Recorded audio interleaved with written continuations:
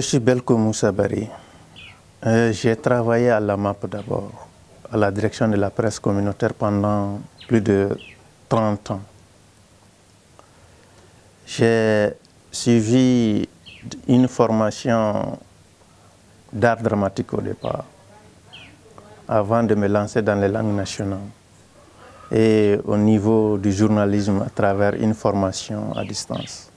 C'est un domaine que je connais très bien. Étant berger, fils d'éleveur, l'idée, elle est venue de la Direction nationale du patrimoine culturel. Vous savez que le Dégal et le Yaral ont été classés patrimoine immatériel au niveau de l'UNESCO. C'est pour magnifier ce volet d'élevage, ce divertissement, mais cette activité que l'UNESCO, à travers son bureau Mali et la Direction nationale du patrimoine culturel, m'ont demandé de faire quelque chose qui puisse ressortir la traversée, le Dégal et le Yaral. Mais comment? Et c'est ce comment que nous cherchons. Les Peuls et certaines ethnies sont des éleveurs, des grands éleveurs.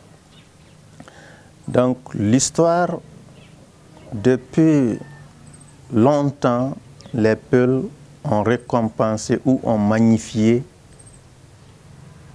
l'éleveur, ou le retour de la transhumance, ou le départ pour la transhumance. Donc, si vous suivez l'historique, c'est à travers cela que ce récit est conçu pour l'UNESCO. Ce livre, il est édité pas en langue nationale, mais le titre porte le nom en langue nationale.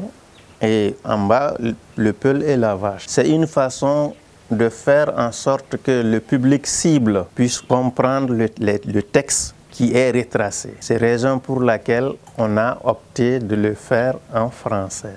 Au départ, l'original, c'était en fulfulde. Mais nous nous sommes retrouvés pour question du public, nous l'avons traduit ou bien reconstitué en français. Donc, si vous voulez, le titre, c'est pour les nag ou le Peul et la vache. C'est un récit qui retrace la transhumance, la magnificence des troupeaux, l'affection que l'éleveur a vis-à-vis de l'animal, surtout les bœufs. C'est pour cette affection que souvent nos cousins Bambara, Go, Sénoufo, Mianka et autres communautés de Mali disent Flakena Kamisi. C'est cette affection. Et souvent on dit le Peul ne mange pas la viande. Pourquoi? C'est parce que tout ce que vous élevez et qu'il y a une grande affection qui vous lie, il est difficile de l'abattre, de le tuer et de le manger. Ce n'est que l'affection. D'abord, au temps de Hamadi Manna, où d'abord il y avait une grande calamité, il y avait de l'abondance. Et tout cela est annoncé par une vieille qu'on appelle Nagara et par cette génisse, cette vache femelle qu'on appelle Mbo. Donc, Hamadi Manna, pendant son règne, il y a eu suffisamment d'abondance et que ces troupeaux, il les conduisait, j'allais dire, avec des chevaux. Et voilà donc, pendant cette période, les vaches étaient vraiment en embonpoint. Et pour remercier ces bergers qui, pendant 9 mois ou bien 7 mois, ne voyaient même pas le toit d'une maison. C'était en brousse. Donc pour les récompenser, Hamadi Manna a organisé une cérémonie. Cérémonie à laquelle tout le monde s'y retrouve, jeunes et vieux, femmes et hommes, pour célébrer cette magnificence. Après l'abondance, il y a eu la calamité. Bien vrai qu'il y a la calamité, mais les gens doivent vivre quand même. Hein? Donc, parmi les troupeaux, il y a une vache messagère qu'on appelle Mbo, qui, à force d'attendre l'hivernage, s'est mis à prospecter, à sonder les esprits. Et voilà, Mbo, par son flair, sent que quelque part, il y a eu de pluie. Mais elle ne sait pas comment le dire.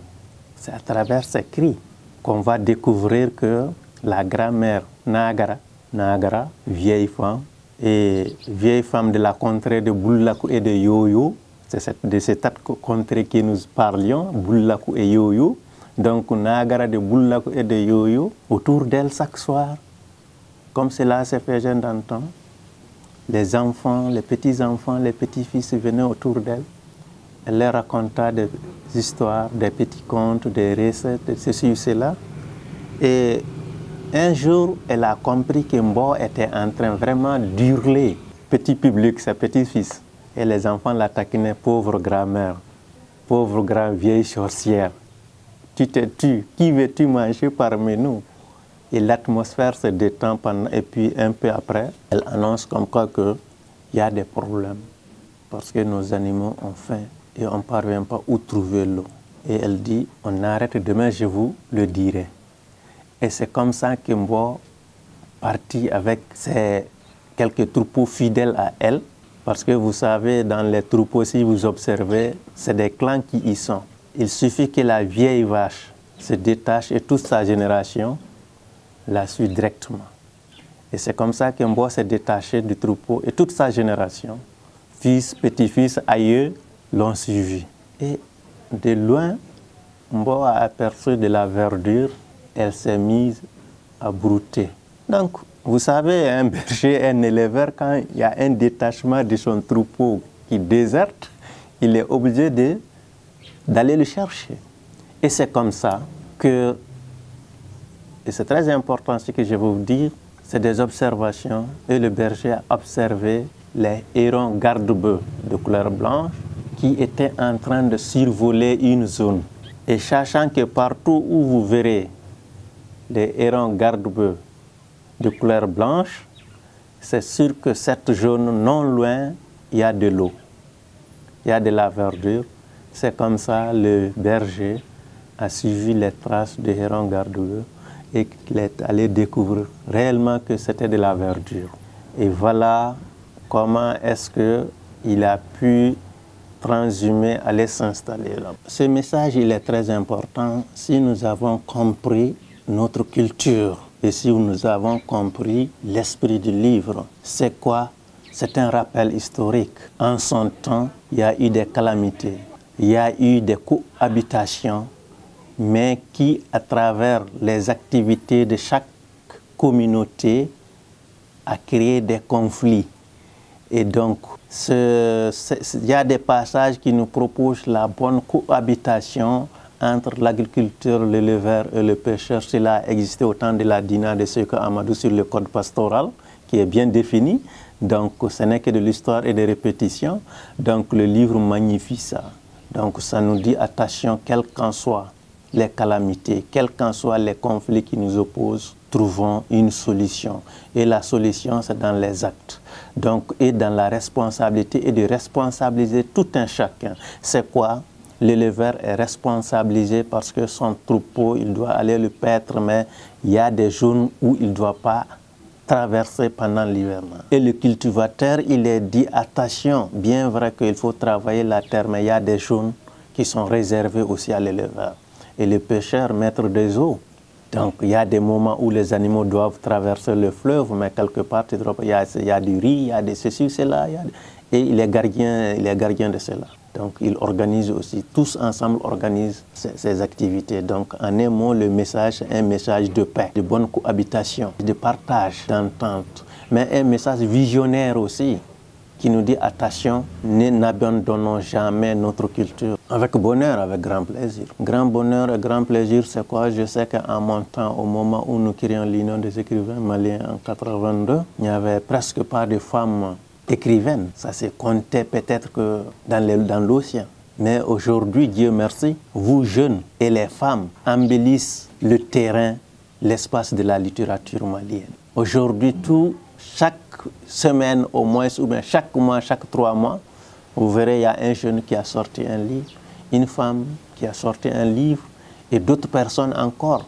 Et aujourd'hui, c'est une véritable floraison de livres maliens. Donc, vous avez beaucoup d'aspects. Vous avez ceux qui écrivent en français, ceux qui écrivent dans les langues nationales, et ceux qui sont bilingues en même temps, voilà, qui font le français et les autres langues. Donc ça, c'est vraiment un grand plaisir, un grand honneur pour moi de voir positivement l'avancée de la littérature malienne. Cependant, s'il y a l'honneur, s'il y a le plaisir, il y a quelque part une grande déception. C'est vrai, la déception, c'est quoi? on ne lit pas. Sur les réseaux, on voit la page des livres, mais les gens ne lisent pas.